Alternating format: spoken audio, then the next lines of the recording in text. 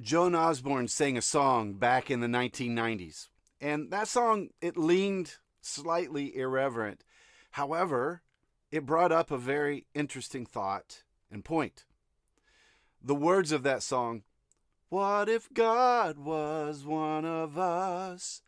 Just a bum like one of us. Just a stranger on the bus trying to make his way home. Now, for those of you who know that song, you can thank me later because you're going to be singing it for the next few hours, right? On an earlier Monday, Thursday, I referenced Jesus leaving glory and the Creator becoming the Creator.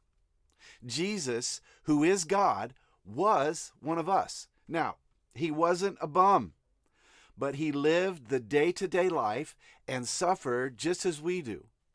But he was sinless.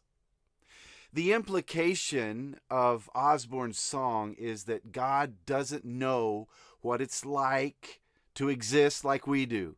He's removed, he's remote, he's over there. Maybe even unconcerned about our daily existence, the needs, the sacrifices, and the losses. But he does. This is the key. God has always pursued his people. Under Moses, there was this tabernacle, and instructions were given to build it, and they were very precise, even down to the location of this tabernacle, which was a tent. It was right in the middle of God's people, and it was mobile, so it went with God's people everywhere they went. It wasn't on the outskirts of town. It wasn't on a mountain or a city far away, but literally right in the middle of his people.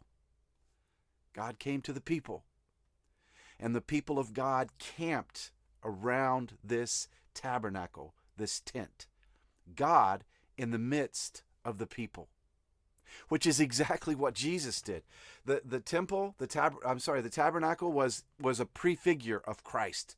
When John begins his gospel, he references the Word, which is Jesus, who was God in the beginning and created in the beginning. And this Word, John said, became flesh and dwelt among us.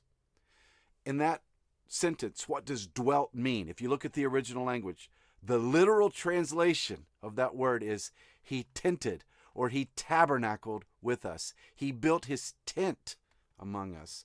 Jesus in the midst of his people. So, the reply to that old Joan Osborne song is, God was one of us. He was innocent, perfect, and righteous. And he took on human flesh, and he suffered to set his people free.